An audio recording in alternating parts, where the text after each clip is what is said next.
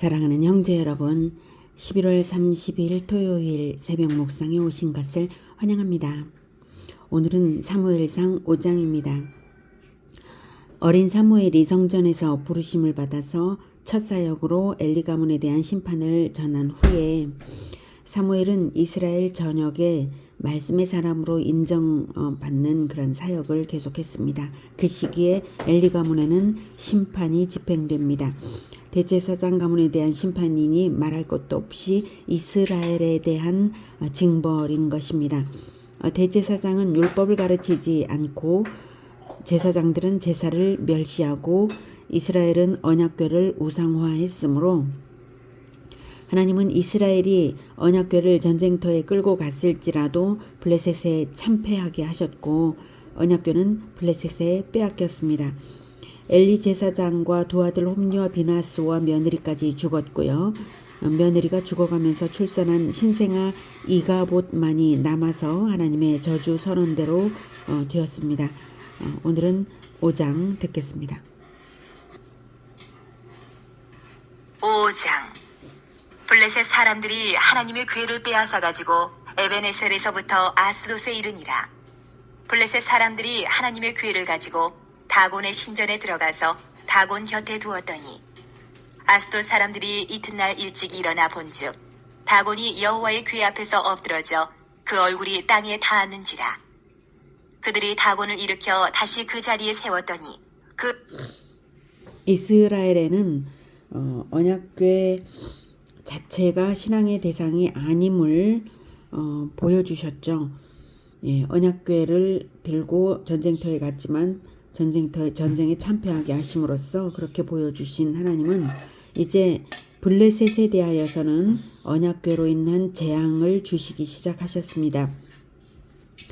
블레셋 사람들은 여호와에 대한 다곤의 승리라고 자신들의 전쟁의 승리가 다곤의 승리라고 생각하고 또 여호와의 궤를 다곤 신전 안에 가두어 둠으로써 이스라엘을 포로로 잡을 거라고 생각을 했을 거예요.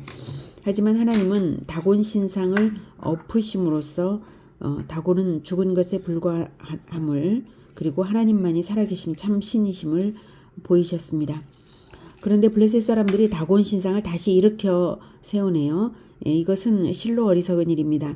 자기들의 신이 아무런 능력도 발휘할 수 없는 헛된 우상일 뿐임을 깨닫지 못했기 때문입니다. 4장. 이튿날 아침에 그들이 일찍이 일어나 본즉 다곤이 여호와의 궤 앞에서 또다시 엎드러져 얼굴이 땅에 닿았고 그 머리와 두 손목은 끊어져 문지방에 있고 다곤의 몸뚱이만 남았더라. 그러므로 다곤의 제사장들이나 다곤의 신전에 들어가는 자는 오늘까지 아스돗에 있는 다곤의 문지방을 밟지 아니하더라. 네. 이번에는 다곤의 머리와 두 손목이 끊어졌고 이제 몸뚱이는 또다시 엎드러져 있었는데요. 다곤의 무능함이 여지없이 드러난 거잖아요. 그랬음에도 블레셋 사람들은 두 손목이 있던 문지방까지도 신성시하는 어리석음의 극치를 보였습니다. 완전히 깜깜한 것이죠. 6절. 여호와의 손이 아스돗 사람에게 엄중히 더하사 독한 종기의 재앙으로 아스돗과 그 지역을 쳐서 망하게 하니 아스돗 사람들이 이를 보고 이르되 이스라엘 신의 궤를 우리와 함께 있지 못하게 할지라 그의 손이 우리와 우리 신 다곤을 친다 하고 네, 아스돗 사람들에게 번진 독한 종기의 재앙이 얼마나 극심했는지 아스돗 사람들은 자기들 입으로 진실을 말했습니다. 그의 손이 우리와 우리 신 다곤을 친다 이렇게요. 예, 그러면 여호와께 돌아서야 하잖아요. 그런데 그것이 아니었습니다. 8절. 이에 사람을 보내어 블레셋 사람들의 모든 방백을 모으고 이르되 우리가 이스라엘 신의 궤를 어찌하랴 하니 그들이 대답하되 이스라엘 신의 궤를 가드로 옮겨가라 함으로 이스라엘 신의 궤를 옮겨갔더니 그것을 옮겨간 후에 여호와의 손이 심히 큰 환난을 그 성읍에 더하사 성읍 사람들의 작은 자와 큰 자를 다 쳐서 독한 종기가 나게 하신지라. 이에 그들이 하나님의 궤를 에그론으로 보내니라.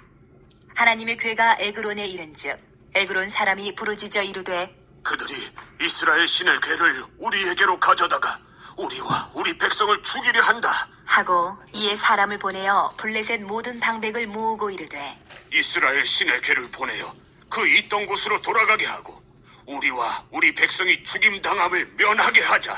하니 이는 온 성읍이 사망의 환난을 당함이라.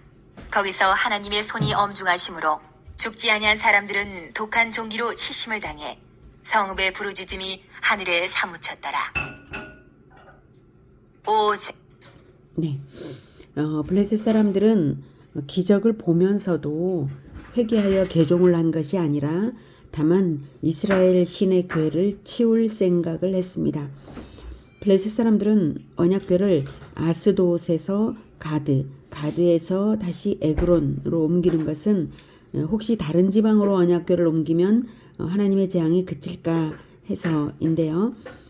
당시 근동 사람들은 지역마다 지역을 관장하는 신이 있고 그 신은 다른 지역에까지 영향력을 행사할 수는 없다라고 생각을 했기 때문입니다. 그러나 블레셋 사람들이 언약궤를 옮겨갈수록 더욱 심한 재앙이 닥쳤죠. 재앙이 오죽 심했으면 온 성읍이 사망의 환란이고 그리고 죽지 아니한 사람들은 독한 종기였고 부르짖음이 하늘에 사무칠 정도였겠습니까? 그래서 이스라엘 신의 궤를 보내어 그 있던 곳으로 돌아가게 하기로 했습니다. 자기들의 신 다곤의 무능함과 여호와 하나님의 권능을 여실히 체험했음에도 불구하고 여호와 하나님께 굴복하지도 않고 회개하지도 않았다는 이 어처구니 없는 사실입니다. 이것이 죄인들의 실상입니다. 자, 결과적으로 블레셋 사람들은 자기들이 빼앗아간 언약궤를 자기들 스스로 돌려보낼 생각을 했습니다. 하나님께서 그렇게 일하신 것이죠.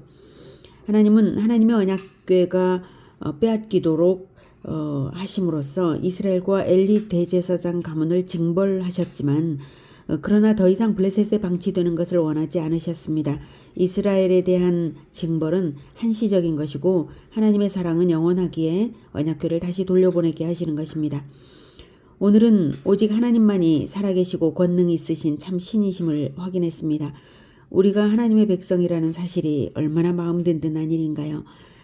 그 하나님께서 우리를 자기 아들의 생명으로 대가치러 구원하시고 우리를 자녀 삼아 주신 이 사실이 정말 감격스럽죠. 그러므로 하나님께서는 자기 백성이 우상 숭배를 하면 징벌을 반드시 하십니다. 하나님은 자기 아들의 생명으로 대가치러 구원한 자기 백성이므로 결코 포기하지 않으십니다. 매를 들어서라도 반드시 변화시키시는 것입니다. 그러니 세상 헛된 것을 숭배하지 말고 하나님의 말씀을 늘 청종하며 교제하여서 평안과 복을 누리는 우리 모두가 되기를 축복합니다. 기도하겠습니다. 하나님께서 이스라엘을 결코 포기하지 않으시듯이 우리 또한 포기하지 않으실 것을 믿습니다.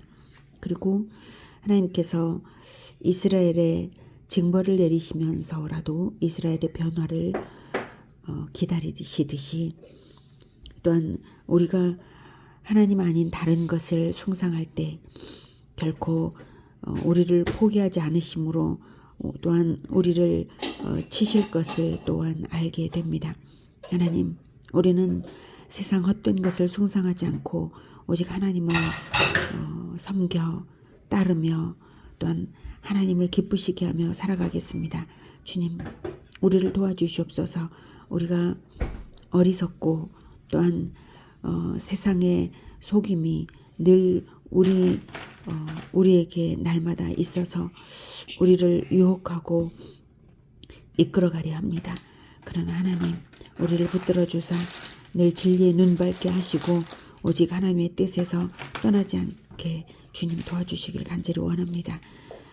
주님, 이 세상 가운데 살아가면서 우리가 어떻게 하나님을 섬겨야 할 것인지를 지혜롭게 알게 하옵소서. 짧은 인생 살아가면서 세상 헛된 것 때문에 인생을 낭비하지 않을 수 있도록 도와주시옵소서.